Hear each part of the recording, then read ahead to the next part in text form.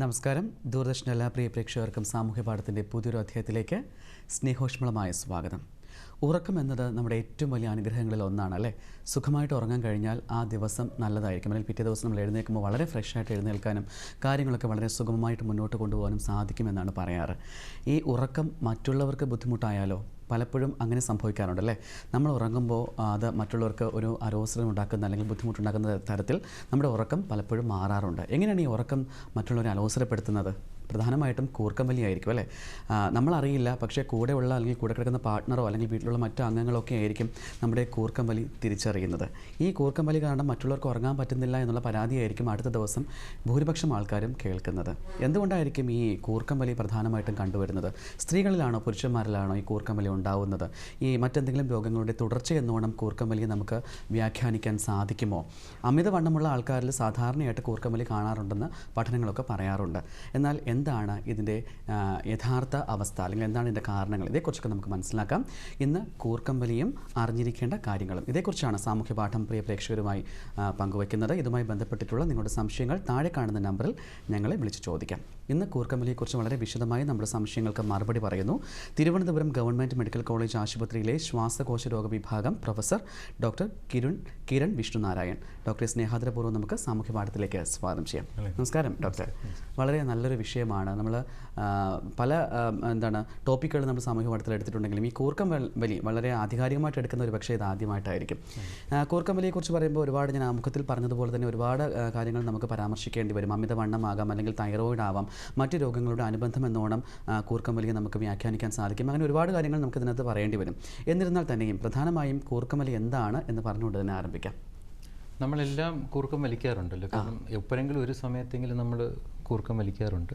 പക്ഷേ സ്ഥിരമായ കൂർക്കം വലി, അസഹനീയമായ ശബ്ദത്തോടെയുള്ള കൂർക്കം വലി, ഹാബിച്വൽ സ്നോർ എന്ന് പറയുന്ന ഒരു പദം ഒരു 40-45% പുരുഷന്മാരിലും 30 മുതൽ 35% സ്ത്രീകളിലും സാധാരണയായി കാണാറുണ്ട്. അത് കൂർക്കം വലി കാരണം താങ്കൾ പറഞ്ഞ പോലെ കൂടെ കിടക്കുന്ന പാർട്ട്ണറിനോ അതല്ലെങ്കിൽ പങ്കാളിക്കോ ബുദ്ധിമുട്ടുണ്ടാകുന്ന രീതിയിലുള്ള അസഹനീയമായ ശബ്ദത്തോടു കൂടിയുള്ള കൂർക്കം വലിയോ, അല്ലെങ്കിൽ കൂർക്കം വലി ശബ്ദത്തോട് കേട്ടിട്ട് കുറച്ച് നേരത്തേക്ക് കൂർക്കമേ കേൾക്കുന്നില്ല. നമ്മൾ രോഗിയുടെ കൂടെ കിടക്കുന്ന പങ്കാളി പറയും ശ്വാസം നിലച്ചതുപോലെ തോന്നും, പുള്ളി ശ്വാസമേ എടുക്കുന്നില്ല. കുറച്ച് നേരം കഴിഞ്ഞിട്ട് പെട്ടെന്നൊരു മുക്രയോടെ ശ്വാസം എണീച്ച് രോഗി കുലുങ്ങി എണീക്കുന്നു. ഇടയ്ക്കിടയ്ക്ക് രോഗി മൂത്രമൊഴിക്കാൻ വേണ്ടി ബാത്റൂമിലോട്ട് പോകുന്നു. പക്ഷേ ഇതൊക്കെ പകുതി ബോധത്തിലാണെന്നുള്ളതാണ് പ്രശ്നം. പിന്നെ രാവിലെ എണീച്ച് കഴിഞ്ഞാലും കൃത്യമായ ഒരു നീണ്ട കാലയളവിൽ ഉറങ്ങിയതിന് ശേഷം രാവിലെ എണീക്കുമ്പോഴും ഭയങ്കര ക്ഷീണം തോന്നുന്നു, വീണ്ടും കിടക്കണമെന്ന് തോന്നുന്നു, ഏകാഗ്രത കുറവ് അല്ലെങ്കിൽ ഓർമ്മക്കുറവ്, അല്ലെങ്കിൽ രാവിലെ എണീക്കുമ്പോൾ ഭയങ്കര തലവേദന, ജോലി സ്ഥലത്ത് ഇരുന്ന് കഴിഞ്ഞാൽ ഭയങ്കര ക്ഷീണം, പിന്നെയും കിടക്കണമെന്ന് തോന്നുന്നു, വണ്ടി ഓടിക്കുമ്പോൾ ഉറങ്ങിപ്പോകുന്നു. ഇതൊക്കെ കൂർക്കം വലി ഒരു പ്രശ്നമായിട്ടുള്ള കാര്യമാണ്. കൂർക്കം വലി ഒരു നിദ്ര ശ്വസന രോഗമായ ഒബ്സ്ട്രക്റ്റീവ് സ്ലീപ്പ് അപ്നിയയുടെ ഒരു വകഭേദമാവാം എന്നുള്ളൊരു സൂചന കൂടിയാണ്. ഇപ്പോൾ നമുക്ക് ഈ കൂർക്കം വലി ഒരു രോഗമെന്ന് തന്നെ നമുക്ക് വേണമെങ്കിൽ വ്യാഖ്യാനിക്കാം അല്ലേ. എല്ലാവർക്കും വ്യാഖ്യാനിക്കാൻ ബുദ്ധിമുട്ടാണ്. പക്ഷേ ഞാൻ ഈ പറഞ്ഞ ലക്ഷണങ്ങൾ ഉണ്ടെങ്കിൽ ആ കൂർക്കം വലിക്ക് പ്രത്യേകം ഇമ്പോർട്ടൻസ് കൊടുക്കേണ്ടതാണ്. ഈ പലപ്പോഴും തൈറോയിഡ് സംബന്ധമായിട്ടുള്ള അസുഖങ്ങളുള്ളവർക്ക് അല്ലെങ്കിൽ അമിതവണ്ണമുള്ള ആൾക്കാർക്കൊക്കെ തന്നെയും ഈ കൂർക്കം വലി സാധാരണയായി കണ്ടുവരുന്നുണ്ടല്ലോ. അതിൻ്റെ ഒരു പ്രധാന കാരണം എന്താണ് ഡോക്ടർ? ഈ കൂർക്കം വലിയുടെ നമ്മൾ എന്തുകൊണ്ട് കൂർക്കം വലി വരുന്നതെന്ന് ആലോചിച്ചാൽ നമുക്ക് പറയാം. നമ്മൾ കിടക്കുമ്പോൾ നമ്മുടെ ശ്വാസനാളത്തിൽ കൂടെ കാറ്റ് ശ്വാസസ്പന്ദനം സാധാരണ കയറുന്നത് മൂക്ക് വഴിയും വായു വഴിയാണ്. അപ്പോൾ ചിലവർക്ക് കിടക്കുമ്പോൾ അണ്ണാക്കിൻ്റെ പിറകെയും നാക്കിൻ്റെ പിറകെയുള്ള സ്ഥലം വിസ്തീർണം അല്ലെങ്കിൽ വ്യാസം വളരെ ചെറുതാണെങ്കിൽ കൊഴുപ്പ് ചിലവർക്ക് ശ്വാസനാളത്തിൻ്റെ മുകൾ ഭാഗത്തിൽ ഈ സ്ഥലത്ത് കഴുത്തിന് അധികം വണ്ണം ഉള്ളത് കൊണ്ടോ അല്ലെങ്കിൽ കഴുത്തിന് നീളം കുറവുള്ളത് കാരണം കൊഴുപ്പടിഞ്ഞു കൂടുന്നു. അപ്പോൾ ശ്വാസനാളത്തിൻ്റെ വിസ്തീർണവും വ്യാസവും വളരെ ചെറുതാവും. ഇവർ പോയി കിടന്നുറങ്ങുമ്പോൾ വായുവിനകത്തോട്ട് കയറാനുള്ള ബുദ്ധിമുട്ട് കാരണം കൂർക്കം വലി തുടങ്ങുന്നു. അപ്പോൾ ഈ വൈബ്രേഷനാണ്, വായു കയറുമ്പോൾ ഉള്ള ആ വൈബ്രേഷനാണ് ഈ സ്നോറിങ് അല്ലെങ്കിൽ ഈ കൂർക്കം വലിയായിട്ട്, സ്പന്ദനങ്ങളാണ് ഈ കൂർക്കം വലിയായിട്ട് നമ്മൾ കേൾക്കുന്നത്. അപ്പോൾ കൂർക്കം വലി അസഹനീയമാവുന്ന ശബ്ദം കൂടുന്നെന്ന് പറയുന്നത് ആ വിസ്തീർണവും വ്യാസവും വളരെ ചെറുതാവുന്നതിന് ആനുപാതികമായിട്ടാണ്. അപ്പോൾ ഇടയ്ക്ക് ശ്വാസം നിലയ്ക്കുന്നു എന്ന് പറയുന്നതിൻ്റെ അർത്ഥം, ഒരു സൂചന എന്ന് പറയുന്നത് ആ ശ്വാസനാളം ഫുള്ളി അടഞ്ഞുപോയി എന്നുള്ളതാണ്.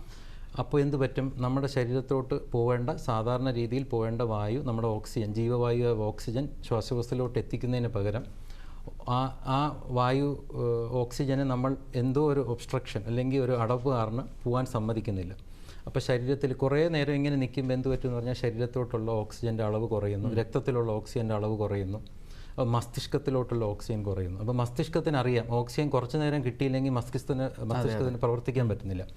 അപ്പോൾ മസ്തിഷ്കം തന്നെ ചെയ്യുന്ന ഒരു രീതി എന്ന് പറഞ്ഞാൽ രോഗി എണീപ്പിക്കാൻ നോക്കുന്നു. അതാണ് ഈ മൈക്രോ അറൗസൽ എന്ന് പറയുന്നത്. എന്ന് പറഞ്ഞാൽ രോഗി പെട്ടെന്ന് എണീക്കുന്നു, ഞെട്ടലോട് കൂടി എണീക്കുന്നു. അത് അപ്പോൾ നമ്മുടെ നിദ്ര സുഗമമായ നിദ്രയെ പെട്ടെന്ന് ഇൻറ്ററപ്ഷൻ വരികയാണ്, ഭംഗപ്പെടുത്തുകയാണ്.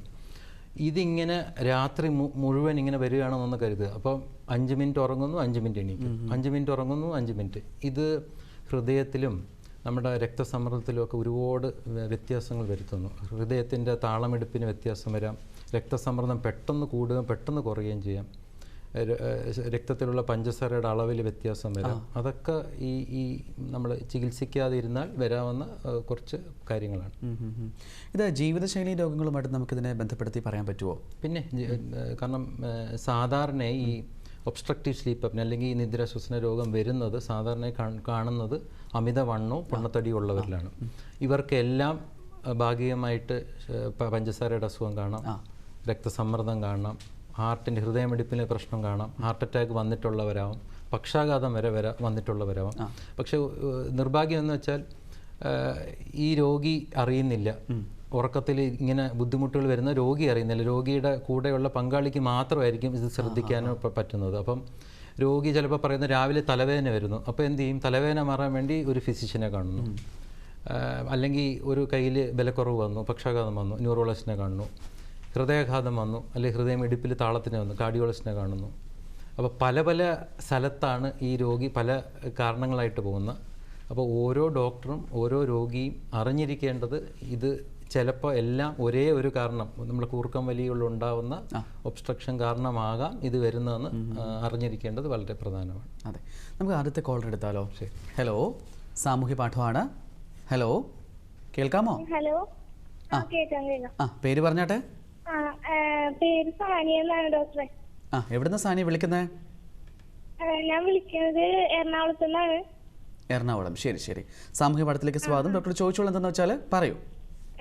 അപ്പൊ എനിക്ക് കുറെ നാളായിട്ട് ഇങ്ങനെ ഇതുണ്ടേ, കൂർക്കം വലി ഉണ്ട്. അപ്പൊ കൂർക്കം വലിയായിട്ടല്ല, ഇങ്ങനെ മൂളല് പോലെയാണ് ഉള്ളത്. അപ്പൊ ഇപ്പൊ വലിയവര് വലിക്കൂല, അതുപോലെയല്ല ഇങ്ങനെ മൂളിയാണ് വലിക്കുന്നത്. അപ്പൊ സർജറി ഒക്കെ പറഞ്ഞിരുന്നു, എനിക്ക് അലർജി കാരണം ചെയ്യാൻ പറ്റിയില്ല. സാനിയ തന്നെ, നമസ്കാരം സാനിയ. സാനിയ തന്നെ അസുഖത്തിന്റെ കാരണവും പറഞ്ഞു തന്നു. സാനിയക്ക് എത്ര വയസ്സ് കാണും? എനിക്ക് 16 വയസ്സ്. 16 വയസ്സ്. സാനിയക്ക് തുമ്മലും അലർജിയൊക്കെ ഉള്ള ആളാണോ? ഭയങ്കര തുമ്മലും മൂക്കടപ്പും? തുമ്മല് എനിക്കായിട്ടല്ല, അച്ഛന് തുമ്മലുണ്ട്, പിന്നെ എനിക്ക് അലർജി ഉണ്ടായിരുന്നു. ഇപ്പൊ അങ്ങനെ ഒന്നും ഇല്ല. താങ്കൾക്ക് മൂക്കടപ്പും ശ്വാസം എടുക്കാൻ ബുദ്ധിമുട്ടോ അല്ലെങ്കിൽ മൂക്ക് എപ്പോഴും നിറഞ്ഞിരിക്കുന്ന പോലെ അങ്ങനെ തോന്നാറുണ്ടോ? ഇല്ല, അങ്ങനെയൊന്നുമില്ല, അങ്ങനെയൊന്നും ഉണ്ടാവാറില്ല. പിന്നെ അണപ്പ് അങ്ങനെയൊക്കെയാണ്, അല്ലാതെ വേറെ. എന്തുകൊണ്ട് കേട്ടില്ല, ഒന്നുകൂടെ പറയാം.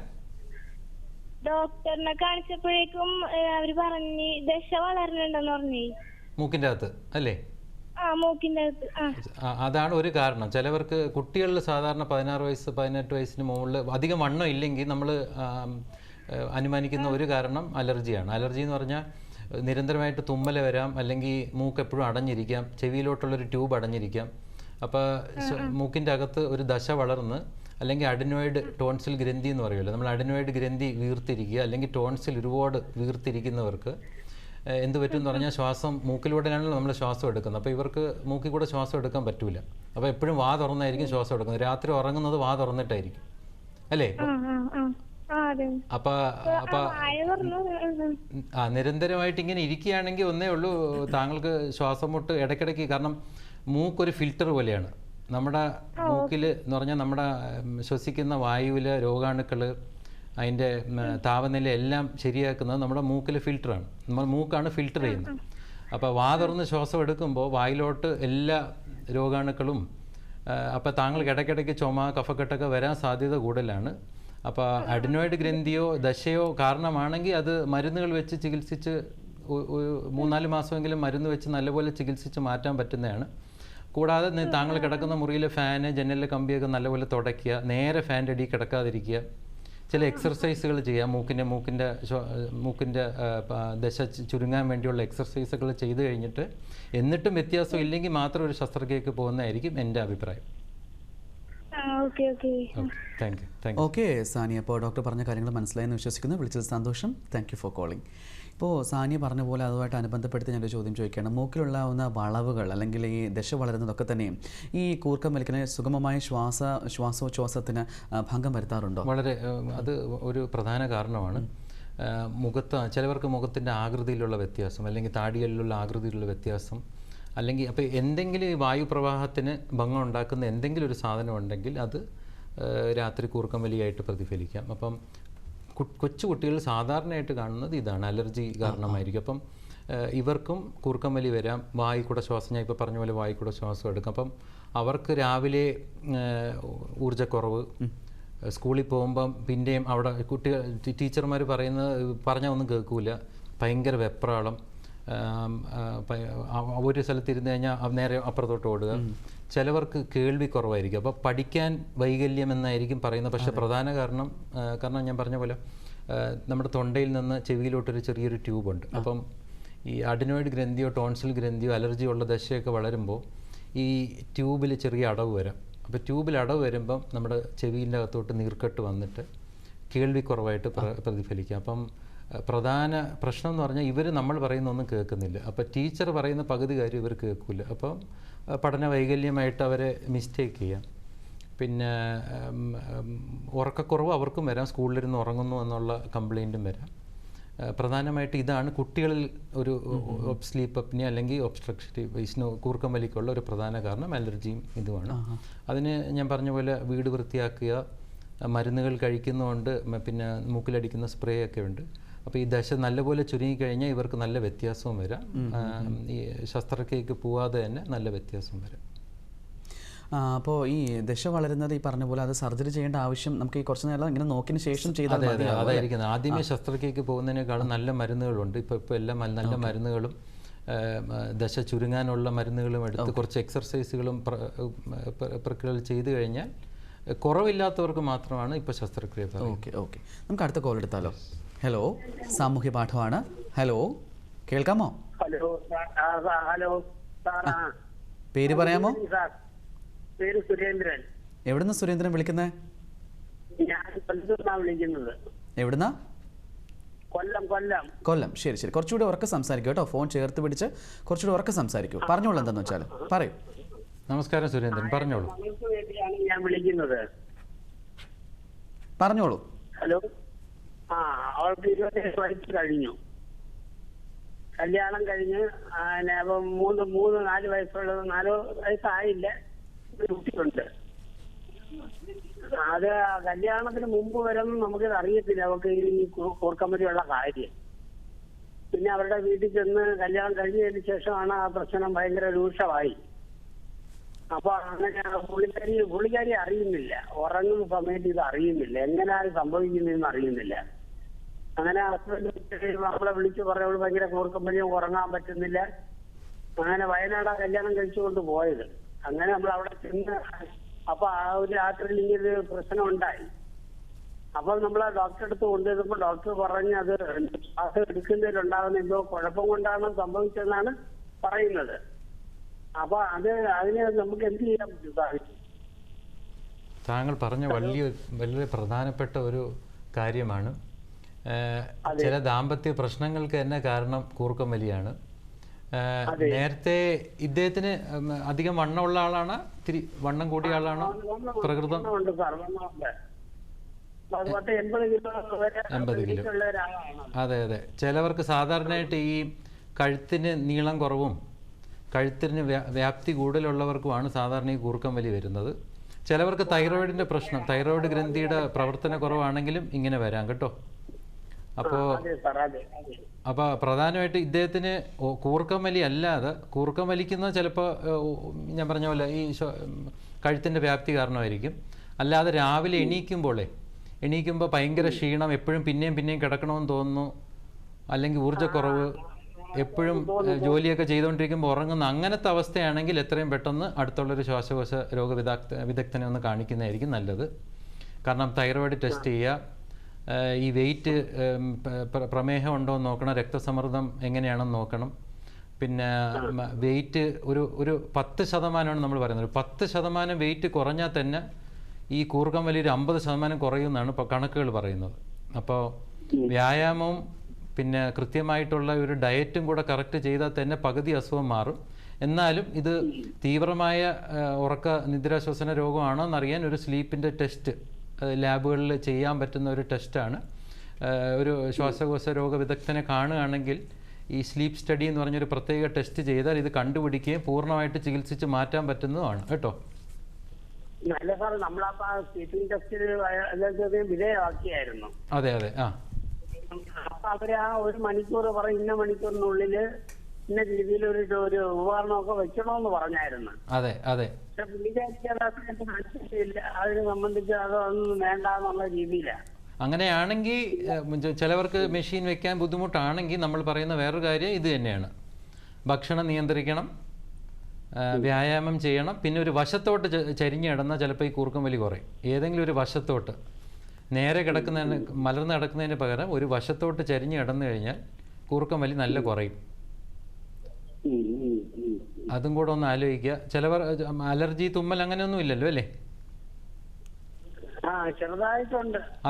അതും കൂടെ ശരിയാക്കിയാൽ കുറച്ചുകൂടെ വ്യത്യാസം വരും. ഓക്കെ സുരേന്ദ്രൻ, അപ്പോൾ ഡോക്ടർ പറഞ്ഞ കാര്യങ്ങൾ ചെയ്യാൻ ശ്രമിക്കുക. വിളിച്ചതിൽ സന്തോഷം. Thank you for calling.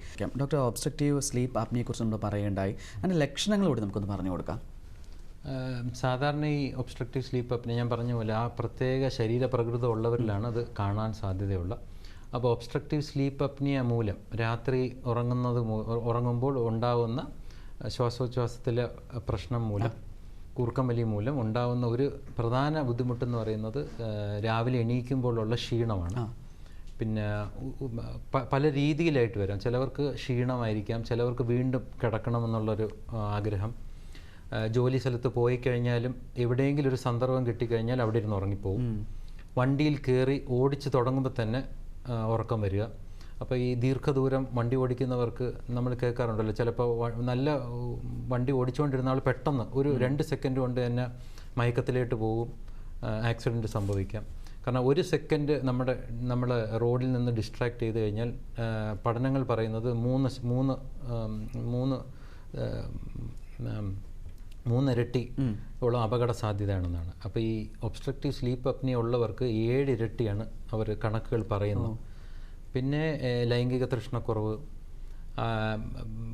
രാവിലെ എണീച്ച് ജോലിക്ക് പോയി കഴിഞ്ഞിട്ടും ക്ഷീണം അല്ലെങ്കിൽ ഏകാഗ്രത പ്രശ്നങ്ങൾ, പിന്നെ ബ്രെയിൻ ഫോഗ് എന്ന് പറയും. ബ്രെയിൻ ഫോഗ് എന്ന് പറഞ്ഞാൽ രോഗി നടന്നു പോകുന്നു, താക്കോൽ എടുക്കാൻ വേണ്ടിയാണ് താഴെ പോകുന്നത്, അവിടെ എത്തിക്കഴിയുമ്പോൾ എന്തിനാണ് വന്നതെന്ന് മറന്നു പോകുന്നു.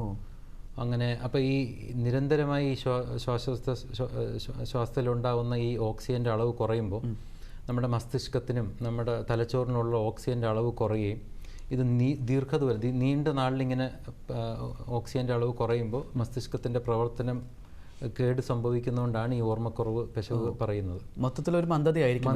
അതെ അതെ. പിന്നെ സാധാരണ കാണുന്ന വേറൊരു പ്രശ്നം, ഇവരുടെ ചികിത്സിക്കാതെ അല്ലെങ്കിൽ നമ്മൾ അറിയാതെ പോകുന്ന ഒബ്സ്ട്രക്റ്റീവ് സ്ലീപ്പ് അപ്നിയ കാരണം 3-4 ഗുളികൾ വേണ്ടി വരും ചിലവർക്ക് രക്തസമ്മർദ്ദം കൺട്രോൾ ചെയ്യാൻ. അങ്ങനെയുള്ളവരിൽ ഒരു 80% ഒബ്സ്ട്രക്റ്റീവ് സ്ലീപ്പ് അപ്നിയ കണ്ടുപിടിക്കാതെ കിടക്കുന്നു എന്നാണ് പഠനങ്ങൾ കാണിക്കുന്നത്.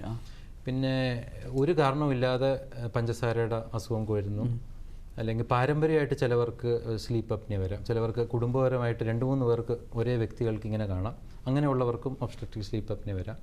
അല്ലെങ്കിൽ ഹൃദയാഘാതം പെട്ടെന്ന് ചെറിയ, നമ്മൾ പറയാണല്ലോ വണ്ണമുള്ളവരിൽ ഒരു 30-40 വയസ്സേ ഉള്ളൂ, ഒരു കുഴപ്പമില്ലായിരുന്നു, പെട്ടെന്ന് ഒരു അറ്റാക്ക് വന്നു. പിന്നെ ഏറ്റവും ഭയാനകരമായ കാര്യം എന്ന് പറഞ്ഞാൽ വണ്ണമുള്ളവർ ചിലവർ മദ്യപിക്കുകയും കൂടെ ചെയ്യും. മദ്യപിക്കുന്നതിൻ്റെ പ്രശ്നം എന്ന് പറഞ്ഞാൽ മദ്യപിച്ച് കഴിയുമ്പോൾ നമ്മുടെ ശരീരത്തിൽ നമ്മുടെ ഈ പേശികളുടെ ശക്തി കുറച്ചുകൂടെ ക്ഷീണിതമാവുകയും അപ്പോൾ ഇവർക്ക് ഈ ഉറക്കത്തിൽ നിദ്രാശ്വസന രോഗം വരാനുള്ള സാധ്യത വളരെ കൂടുതലാണ്. അപ്പോൾ മദ്യപാനം, ലഹരി മരുന്നിന് അടിമയുള്ളവർ, അല്ലെങ്കിൽ പുകവലിക്കാർ വണ്ണവും കൂടെ ഉണ്ടെങ്കിൽ രാത്രി ഉറക്കം വരുമ്പോൾ പെട്ടെന്ന് ശ്വാസം നിലയ്ക്കുകയും മരണം വരെ സംഭവിക്കുകയും ചെയ്യാം. അപ്പോൾ sudden cardiac death, sudden heart അറ്റാക്കിന് ഒരു പ്രധാന കാരണം കണ്ടുപിടിക്കാത്ത ഒബ്സ്ട്രക്റ്റീവ് സ്ലീപ്പ് അപ്നിയ. പലരും അറിയുന്നില്ല അതെന്താണെന്നുള്ളത് അല്ലേ? അതെ. നമുക്ക് അടുത്ത കോളിലേക്ക് പോയാലോ? ഹലോ, സാമൂഹ്യ പാഠത്തിലേക്ക് സ്വാഗതം. ഹലോ, കേൾക്കാമോ? ഹലോ, ആ, പേര് പറയൂ. കേൾക്കാം. ഞാൻ കൊല്ലത്തു നിന്നാണ് വിളിക്കുന്നത്. പേരെങ്ങനെയാ? എന്റെ പേര് മുംതാസ്. എങ്ങനെയാ? മുകുന്ദൻ? മുംതാസ്. മുംതാസ്. ആ, പറഞ്ഞോളൂ മുംതാസ്, എന്താണ് പറഞ്ഞോളൂ. നമസ്കാരം മുംതാസ്, പറഞ്ഞോളൂ. എനിക്ക് വണ്ണം നന്നായിട്ട് വണ്ണമുണ്ട്. അപ്പൊ എനിക്ക് നന്നായിട്ട് കൂർക്കം വലിയുണ്ട്. അപ്പം ഹോസ്പിറ്റലിൽ ചെന്നപ്പോഴേ ശ്വാസകോശത്തിന്റെ ഡോക്ടർ പറഞ്ഞിട്ടുണ്ട് ഒരു അത് ഉറങ്ങിയാൽ മാത്രമേ നടത്താൻ പറ്റുള്ളൂ. അപ്പൊ ഒരു ദിവസം നമുക്ക് അവിടെ നിൽക്കണം. മെഡിക്കൽ കോളേജിൽ മാത്രമേ ഉള്ളൂ ആ ടെസ്റ്റ്. അപ്പം എന്റെ മോള് ഭിന്നശേഷിയുള്ള കുട്ടി ആയതുകൊണ്ട് എനിക്കും പോകാൻ ബുദ്ധിമുട്ടായിരുന്നു. ഞാൻ ഇതുവരെ അതിന് പോയില്ല. പിന്നെ എനിക്ക് ഈ ഉറക്കം വെറുതെ നമ്മൾ ഇരിക്കുമ്പോഴെനിക്ക് ഒന്ന് ജസ്റ്റ് ഒന്ന് കണ്ണു മയങ്ങിയാൽ തന്നെ എനിക്ക് പെട്ടെന്ന് ചുമ വരാറുണ്ട്. എന്നിട്ട് ഞെട്ടി അപ്പൊ എനിക്കിപ്പോ 48 വയസ്സുണ്ട്. ഇങ്ങനെയൊക്കെയുള്ള അസുഖങ്ങളുണ്ട്. അപ്പൊ നമ്മള് മെഡിക്കൽ കോളേജിൽ പോയി ടെസ്റ്റ് ചെയ്തെങ്കിൽ മാത്രമേ നമുക്ക് കറക്റ്റ് ആയിട്ട് ഇതിന് പ്രതിവിധി ഉള്ളോ എന്താണെന്ന് അറിയാൻ വേണ്ടിയിട്ടാണ് വിളിച്ചിരിക്കുന്നത്. നന്നായിട്ട് കൂർക്കം വലിക്കുന്നുണ്ട്. പിന്നെ എനിക്ക് ഫാറ്റി ലിവർ ഗ്രേഡ് 2 ആണ്. അതുകൊണ്ട് വെയിറ്റ് കുറയ്ക്കാൻ വേണ്ടിയിട്ട് ഞാൻ ചോറ് 5 മാസമായിട്ട് ഞാൻ ചോറ് കഴിക്കുന്നില്ല. കഴിക്കാതെ എനിക്ക് വെയിറ്റ് കുറവുണ്ടെന്ന് എനിക്ക് തന്നെ തോന്നുന്നുണ്ട്. ശ്വാസം മുട്ടൽ ഒരല്പം കുറഞ്ഞു, പക്ഷെ കൂർക്കം വലിക്കൊരു കുറവുമില്ല. അപ്പൊ ഇതൊക്കെ എന്താണ് എന്നൊന്ന് അറിയാൻ വേണ്ടിയിട്ടാണ് ഞാൻ വിളിച്ചത്. മുംതാസ്, താങ്കൾ പറഞ്ഞ കാര്യം വളരെ പ്രധാനമായിട്ട് പറയാനുള്ളത്, താങ്കൾ തന്നെ കണ്ടുപിടിച്ചു കഴിഞ്ഞു. താങ്കൾക്ക് വണ്ണമുണ്ട്. ഫാറ്റി ലിവർ എന്ന് പറയുന്നതും ഇതിൻ്റെ ഒരു പ്രതിഫലനമാണ്, കൊഴുപ്പ് കൂടുന്നതിൻ്റെ ഒരു പ്രതിഫലനമാണ്. അപ്പോൾ കൂർക്കം വലി, താങ്കൾ കിടക്കാൻ താങ്കൾക്ക് പോയി കിടന്നാൽ തന്നെ ഉടനെ ഉറങ്ങി പോകുന്നുണ്ടാവുമല്ലോ അല്ലേ? ഇല്ല, ഉറങ്ങത്തില്ല. ഉടനെ ഉറക്കം വരത്തില്ല. അപ്പോൾ കുറേ നേരം ഉറങ്ങാതെ ഇരിക്കാൻ പറ്റുന്നുണ്ടോ? അതാ പോയി ഇരിക്കുമ്പോൾ തന്നെ എവിടെയെങ്കിലും ഇരുന്നാലും ഉറങ്ങിപ്പോകാറുണ്ടോ? അതെ, എവിടെയെങ്കിലും വെറുതെ ഇരുന്നാൽ തന്നെ ഫോൺ നോക്കിയിരിക്കുക, ബുക്ക് വായിച്ചുകൊണ്ടിരിക്കുക, അങ്ങനെയൊക്കെ ഉറക്കം വരുന്നുണ്ട്. അപ്പൊ താങ്കൾക്ക് സുഖമായ ഉറക്കം കിട്ടുന്നില്ല എന്നുള്ള ഒരു സൂചനയാണ് താങ്കൾ ഇപ്പൊ പറഞ്ഞത്. അപ്പൊ എവിടെയെങ്കിലും വായിക്കാനോ അല്ലെങ്കിൽ സംസാരിക്കുമ്പോഴോ അങ്ങ് ഉറങ്ങിപ്പോവുകയാണെങ്കിൽ അതിൻ്റെ അർത്ഥം രാത്രി ഉറക്കത്തിൽ താങ്കൾക്ക് സുഖമായിട്ടുള്ള ഉറക്കം കിട്ടുന്നില്ല എന്നുള്ളൊരു സൂചനയാണ്. താങ്കൾ പറഞ്ഞ പോലെ സ്ലീപ്പ് സ്റ്റഡി എന്ന് പറയുന്നത് പ്രത്യേകമായ ഒരു ലാബിൽ പോയി ചെയ്യാം. പക്ഷെ താങ്കളുടെ ലക്ഷണം വെച്ചിട്ട് വേണമെങ്കിൽ വീട്ടിൽ തന്നെ സ്ലീപ്പ് സ്റ്റഡി ചെയ്യാവുന്നതേ ഉള്ളൂ. നമ്മൾ രോഗലക്ഷണത്തിൻ്റെ കാഠിന്യം വെച്ചാണ് പറയുന്നത്. അപ്പം നമുക്ക് സംശയമുള്ളവരെ മാത്രമാണ് നമ്മൾ സ്ലീപ്പ് ലാബ് അല്ലെങ്കിൽ പ്രത്യേകമായിട്ടുള്ള ഒരു ലാബിലോട്ട് വിളിച്ച് ഈ ഉറക്കത്തിൻ്റെ നിദ്ര ശ്വസന രോഗം ആണോ എന്നുള്ള ടെസ്റ്റ് ചെയ്യുന്നത്. ഇപ്പോൾ താങ്കളുടെ ലക്ഷണം വെച്ച് താങ്കൾക്ക് ഈ ഒബ്സ്ട്രക്റ്റീവ് സ്ലീപ്പ് അപ്നിയ ആവാനുള്ള സാധ്യത വളരെ കൂടുതലായതുകൊണ്ട് വീട്ടിൽ തന്നെ വന്ന് ചെയ്യാവുന്ന ടെസ്റ്റുകളും ഉണ്ട്. അവർ വന്നിട്ട് നമ്മുടെ ശരീരത്തിലെ ഹാർട്ടിൻ്റെ ഹൃദയമിടിപ്പ് നോക്കും, രക്തത്തിൽ ഓക്സിജൻ്റെ അളവ് നോക്കും, നമ്മുടെ ശ്വാസത്തിൻ്റെ പ്രക്രിയ എങ്ങനെയാണെന്ന് നോക്കും, നമ്മൾ ശ്വാസം എടുക്കുന്നതും പുറത്തോട്ട് വിടുന്നത് എങ്ങനെയാണെന്ന് നോക്കും, കൂർക്കം വലിയുടെ തീവ്രത എങ്ങനെയാണെന്ന് നോക്കും. ഇത്രയും വെച്ച് തന്നെ നമുക്കൊരു ഉദ്ദേശം, നമുക്കൊരു ഐഡിയ കിട്ടും. താങ്കൾക്ക് എത്രത്തോളം ശ്വാസം നിലയ്ക്കുന്നുണ്ടോ, രാത്രി ഉറങ്ങുമ്പോൾ ശ്വാസം നിലയ്ക്കുന്നുണ്ടോ, എത്ര ചികിത്സ വേണം, എന്ത് തരത്തിലുള്ള ചികിത്സ വേണമെന്ന് നമുക്കറിയാൻ വളരെ എളുപ്പമാണിപ്പോൾ. അപ്പോൾ താങ്കളുടെ കുഞ്ഞും കൂടെ ബുദ്ധിമുട്ടുള്ളതുകൊണ്ട് താങ്കൾക്ക് പ്രൈവറ്റായിട്ട് തന്നെ പറയുകയാണെങ്കിൽ അവർ വീട്ടിൽ തന്നെ വന്ന് ടെസ്റ്റ് ചെയ്യാനുള്ള എല്ലാ സംവിധാനങ്ങളും ഇപ്പോൾ അവൈലബിൾ ആണ്. ചികിത്സിച്ച് പൂർണ്ണമായിട്ട് മാറ്റാനും നല്ലപോലെ താങ്കൾക്ക് ബുദ്ധിമുട്ട് നല്ലപോലെ കുറയ്ക്കാനും പറ്റുന്ന ഒരു അസുഖമാണിത്. പിന്നെ താങ്കളിപ്പോൾ ചെയ്തതുപോലെ വെയിറ്റ് കുറയ്ക്കുക, പിന്നെ ചില ഗുളികകൾ കാരണം വെയിറ്റ് കുറയാനുള്ള ഗുളികകളും ഉണ്ട്. അത് നിങ്ങൾ അടുത്തുള്ള ഒരു എൻഡോക്രൈനോളജിസ്റ്റിനെയോ പ്രമേഹ ഡോക്ടറിനെ കണ്ടു കഴിഞ്ഞാൽ കൃത്യമായിട്ട് പറയുകയും ചെയ്യും. അതെ അതെ അതെ, താങ്ക് യു. ഓക്കെ മുംതാസ്, അപ്പോൾ സംശയം മാറുന്നു വിശ്വസിക്കുന്നു. വിളിച്ചതിൽ സന്തോഷം. Thank you for calling. Doctor, ഇതുപോലെ തന്നെ ഈ ഒബ്സ്ട്രക്റ്റീവ് സ്ലീപ്പ് അപ്നിയ ഈ ഏതെങ്കിലും സെലിബ്രിറ്റി പേഴ്സണലായിട്ട് നമുക്ക് കണക്ട് ചെയ്ത് പറയാനായിട്ട് സാധിക്കുമോ? അങ്ങനെ ചോദിക്കുകയാണെങ്കിൽ നമുക്ക് ഇപ്പോൾ ഓർമ്മ വരുന്നത് 2022 ബപ്പി ലഹരി എന്ന് പറഞ്ഞ നമ്മുടെ ഒരു മ്യൂസിക് ഡയറക്ടർ ഉണ്ടായിരുന്നല്ലോ, വളരെ പേരുകേട്ട മ്യൂസിക് ഡയറക്ടറായിരുന്നു. ബപ്പി ലഹരി ഒന്ന് ആലോചിച്ച് കഴിഞ്ഞാൽ നമ്മുടെ ഈ OSA ഉള്ള ഒരു ആളുടെ പ്രതിരൂപമായിട്ട് കരുതാം. കാരണം ബപ്പി ലഹരിയുടെ കഴുത്ത് ഭയങ്കര വണ്ണമുള്ളയും കഴുത്തിന് നീളം കുറവായിരുന്നു. ബപ്പി ലഹരി പെട്ടെന്ന് രാത്രി ഒരു പെട്ടെന്ന് എനിക്കൊന്ന് OSA കണ്ടുപിടിക്കാതിരുന്ന OSA ആയിരുന്നാണ്. പെട്ടെന്നാണ് രാവിലത്തെ ന്യൂസിൽ വരുന്നത് ബപ്പി ലഹരി രാത്രി ഉറക്കത്തിൽ മരിച്ചു. പിന്നെ പത്രമാധ്യമങ്ങളിലൊക്കെ വന്നായിരുന്നു OSA എന്ന അസുഖം കണ്ടുപിടിക്കാതിരുന്നിട്ടുള്ള ഒരു കാരണം കൊണ്ടാണ് ബപ്പി ലഹരി മരിച്ചത്. അപ്പോൾ ഇതുപോലെ ഒരുപാട് ബപ്പി ലഹരിമാർ നമ്മുടെ കൂടെയുണ്ട്. അപ്പോൾ ഞാൻ ഈ പറഞ്ഞ ലക്ഷണങ്ങൾ ഉണ്ടെങ്കിൽ അവരുടെ കൂടെയുള്ള പങ്കാളികളോ കുടുംബാംഗങ്ങളോ കൂട്ടുകാരോ ഇവരെ എത്രയും പെട്ടെന്ന് ഒരു ശ്വാസകോശ രോഗ വിദഗ്ധനെ കാണിക്കേണ്ടതാണ്. പലപ്പോഴും കൂർക്കം വലി എന്ന് പറയുമ്പോൾ ഗാഠനിദ്രയുടെ സിമ്പലായിട്ടൊക്കെ ആൾക്കാർ പറയാറുണ്ട്. സുഖമായിട്ട് കൂർക്കം വലിച്ചു കിടന്ന് ഉറങ്ങുന്നു എന്നുള്ളൊരു എന്താണ് ഉറക്കത്തിൻ്റെ ആ ഒരു സുഖത്തെയാണ് പലപ്പോഴും അത് നമ്മൾ കൂർക്കം വലി കൊണ്ട് പരാമർശിക്കുമ്പോൾ നമ്മൾ അത് സൂചിപ്പിക്കുന്നത്. എന്നാൽ അത് രോഗത്തിൻ്റെ മുന്നോടിയാണ് എന്നുള്ളത് ഇപ്പോൾ ഡോക്ടർ പറയുമ്പോഴാണ് നമുക്ക് എല്ലാവർക്കും കൂടുതൽ വിശദമായിട്ട് മനസ്സിലാക്കാൻ സാധിക്കുന്നത്. ഈ കൂർക്കം വലി നമുക്ക് ഈ പറഞ്ഞ പോലെ തന്നെ ട്രീറ്റ്മെൻറ്റുകളൊക്കെ എടുത്താൽ പൂർണ്ണമായിട്ട് മാറ്റിയെടുക്കാൻ സാധിക്കുമോ? വെയിറ്റ് ലോസ് ഒക്കെ ചെയ്ത് കഴിഞ്ഞാൽ നല്ല വ്യത്യാസം വരുത്താം. ചിലവർക്ക് പക്ഷേ ഈ വെയിറ്റ് മാത്രം കുറച്ചതും കൊണ്ടോ അല്ലെങ്കിൽ പ്രമേഹം നല്ലപോലെ കൺട്രോൾ ചെയ്യുന്നുണ്ടോ തൈറോയ്ഡ് ഗ്രന്ഥിയുടെ പ്രവർത്തനം കറക്റ്റാക്കുന്നതുകൊണ്ടോ പൂർണ്ണമായിട്ട് മാറാറില്ല. അപ്പോൾ അങ്ങനെയുള്ളവർക്ക് നമ്മൾ ഈ കൃത്രിമ ശ്വാസം തരുന്ന ഒരു മെഷീനുണ്ട്, CPAP എന്ന് പറഞ്ഞൊരു മെഷീൻ രാത്രി വെച്ച് കിടക്കേണ്ടി വരാറുണ്ട്. എവിടെയാണ് വെച്ച് കിടക്കുന്നത്? അത് ഒരു ചെറിയൊരു പെട്ടി പോലത്തെ ഒരു മെഷീനാണ്. ഒരു ട്യൂബും കാണും, ഒരു മാസ്കും കാണും. അപ്പോൾ ആ മാസ്ക് നമ്മൾ മുഖത്ത് ഘടിപ്പിച്ച് കഴിഞ്ഞാൽ നമ്മൾ ഉദ്ദേശിക്കുന്ന ഒരു നിർദ്ദിഷ്ട മർദ്ദത്തിലുള്ള ഒരു പ്രഷറിലുള്ള ഒരു വായു മുഖത്തോട്ട് ഇങ്ങനെ അടിച്ചുകൊണ്ടിരിക്കും. മുഖത്തിൽ വായുവിൽ മൂക്കിലൂടെയും വായുവിൻ്റെ അകത്തൂടെയും പോകുന്നതുകൊണ്ട് ഈ തൊണ്ടക്കുഴലിലോട്ടുള്ള ഞാൻ പറഞ്ഞല്ലോ നേരത്തെ വ്യാസം അല്ലെങ്കിൽ വിസ്തീർണം അടയുന്ന സ്ഥലത്ത് ഈ പ്രത്യേക മർദ്ദത്തിലുള്ള വായു കാരണം അത് അടയാതെ നോക്കുന്നു. അപ്പോൾ കൂർക്കം വലി വരുന്നില്ല. അപ്പോൾ ശരീരത്തിലുള്ള ഓക്സിജൻ്റെ അളവ് കുറയുന്നില്ല. അപ്പോൾ രാത്രി ഞാൻ ഈ പറഞ്ഞ പോലെ 5 മിനിറ്റ് ഉറങ്ങുന്നു, 5 മിനിറ്റ് എണീക്കുന്നു, അത് നടക്കാറില്ല. അപ്പോൾ ഇവർക്ക് സുഖമായൊരു നിദ്ര കിട്ടുന്നു. രാവിലെ എണീക്കുമ്പോൾ ഭയങ്കര ഉണർവും ഭയങ്കര ഉഷാറുമായിരിക്കുന്നു. അപ്പോൾ ഈ നമ്മൾ സാധാരണ ഉള്ള ഈ വെയിറ്റ് കുറയുന്ന ബാക്കിയുള്ള മരുന്നുകൾ വെച്ചും കുറയുന്നില്ല എന്നുണ്ട് എങ്കിൽ നമ്മൾ ഈ CPAP മെഷീൻ പ്രിസ്ക്രൈബ് ചെയ്യാറുണ്ട്. ഓക്കെ ഡോക്ടർ, അടുത്ത കോൾ എടുക്കാം നമുക്ക്. ഹലോ, സാമൂഹ്യ പാഠമാണ്. ഹലോ, പേര് പറയാമോ? ശാരദ. എവിടുന്ന് ശാരദ വിളിക്കുന്നത്? കണ്ണൂര്. ശരി, ചോദിച്ചോളൂ ശാരദ, പറഞ്ഞോളൂ ശാരദ. പേര് ശാരദ, കണ്ണൂരിന്ന് വിളിക്കുന്നത്. കണ്ണൂര്. പറഞ്ഞോളൂ അമ്മ. അതെ, ഞാൻ വിളിക്കുന്നത് എന്റെ ഹസ്ബൻഡിന്റെ ഒരു കാര്യം ചോദിക്കാനാണ്. പറഞ്ഞോളൂ. പുള്ളിക്ക് 65ഓളം വയസ്സുണ്ട്. ഹലോ, പറഞ്ഞോളൂ, കേൾക്കാം നമുക്ക്. പറഞ്ഞോളൂ, TV ശ്രദ്ധിക്കരുത്, ഫോണിൽ മാത്രം ശ്രദ്ധിച്ച് പറഞ്ഞോളൂ.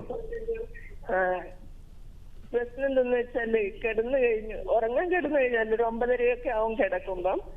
കിടന്നു കഴിയുമ്പം 2 മിനിറ്റ് കഴിഞ്ഞ് ഉടനെ കൂർക്കം വലിക്കാൻ തുടങ്ങും. അതിന്റെ സംശയമാണോ? ഉറക്കത്തില് മുഴുവൻ കൂർക്കം വലി തന്നെയാണ്. ഉണരുമ്പോ അത് പലപ്പോഴും യൂറിൻ പാസ് ചെയ്യാനായിട്ട് എണീക്കുമ്പോ മാത്രമേ അത് നിൽക്കുള്ളൂ. ഭയങ്കര ശബ്ദമാണോ അമ്മ? ഈ ഭയങ്കര ശബ്ദമാണ് ശാരദ. ഈ ഭയങ്കര ശബ്ദമാണ്, അതാണ് പ്രശ്നം. അത് അടുത്ത് കിടക്കുന്നവർക്ക് അത് ഭയങ്കര ഇറിറ്റേഷൻ ഉണ്ടാക്കും, ഉറക്കം വരുന്ന. അതെ, ഇദ്ദേഹത്തിന് താങ്കളുടെ ഹസ്ബൻഡിന് ഭയങ്കര വണ്ണമുള്ള പ്രകൃതമാണോ? വണ്ണമുണ്ട്, ഒത്തിരി വണ്ണമൊന്നുമില്ല, എന്നാലും വണ്ണമുണ്ട്. പ്രമേഹമോ രക്തസമ്മർദ്ദം എന്തെങ്കിലും ഉണ്ടോ? BP-യോ പ്രഷർ ഉണ്ട്, ഷുഗറുണ്ട്, പ്രഷറുണ്ട്, കുറച്ച് കൊളസ്ട്രോളിന്റെ അസുഖം ഇതുണ്ട്, കൂടുതലാണ്. ഒന്ന് ഞാൻ നേരത്തെ പറഞ്ഞ പോലെ ഒരു വശത്തോട്ട് ചരിഞ്ഞു കിടക്കാറുണ്ട്. അത് ശ്രമിച്ചു നോക്കാം. ഒരു വശത്തോട്ട് ചരിഞ്ഞു കിടന്നിട്ട് നമ്മൾ നട്ടലിൻ്റെ അവിടെ ഒരു കട്ടിയുള്ളൊരു തലയണ വെച്ച് കൊടുക്കുക. കാരണം ഒരു 2-3 ആഴ്ചത്തേക്ക് അങ്ങനെ വെച്ച് കഴിയുമ്പോൾ പുള്ളി അങ്ങനെ തന്നെ കിടക്കും. കാരണം രാത്രിയാകുമ്പോൾ നല്ല ഉറക്കത്തിൽ ചിലപ്പോൾ ഇങ്ങോട്ട് ചരിയാൻ ശ്രമിക്കും. അപ്പോൾ ഒരു കട്ടിയുള്ള തലയണ നട്ടലിന്റെ അവിടെ വെച്ച് കഴിഞ്ഞാൽ ചെരിഞ്ഞു കിടന്നാലും പുള്ളിക്ക് ആ കൂർക്കം വലി കുറയുന്നില്ല. ചെരിഞ്ഞു കിടന്നാലും ഞാൻ ഉറക്കത്തിൽ ചിലപ്പോ ഞാൻ ചെരിച്ചു കിടക്കും, അല്ലെങ്കിൽ ചെരിഞ്ഞു കിടക്കെന്ന് പറയുമ്പോ അങ്ങനെ ചെരിഞ്ഞു കിടക്കും. പക്ഷെ എന്നാലും കൂർക്കം വലിന്റെ സൗണ്ട് കുറയില്ല. ആ ഒരു സെക്കൻഡ് ഒരു ചെറിയ വ്യത്യാസം ഉണ്ടാവും, പിന്നെയും അതുപോലെ തന്നെ. അതെ, അപ്പൊ ഇദ്ദേഹത്തിന് കൂർക്കം വലിയുടെ ശബ്ദത്തിന്റെ കാഠിന്യം വെച്ച് തന്നെ നമുക്ക് മനസ്സിലാവും. ഞാൻ നേരത്തെ പറഞ്ഞ പോലെ ശ്വാസനാളം അടയുന്നെന്നുള്ളൊരു സൂചനയാണ് ഈ കൂർക്കം വലി.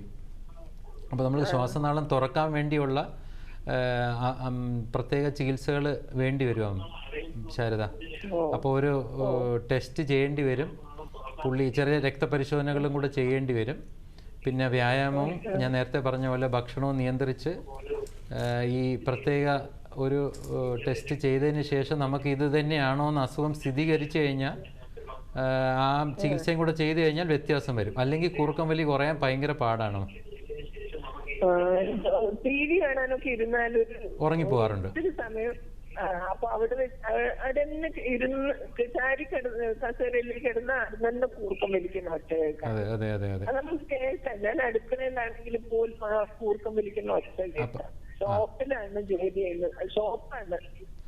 അത് എത്രയും പെട്ടെന്ന് കാണിക്കണം. കാരണം ഞാൻ പറഞ്ഞ പോലെ അല്ലെങ്കിൽ രക്തസമ്മർദ്ദം കൂടാനുള്ള സാധ്യതയുണ്ട്. അച്ഛന് 65 വയസ്സായതുകൊണ്ട് ഷുഗർ കൺട്രോൾ ചെയ്യാനും പാടായിരിക്കും.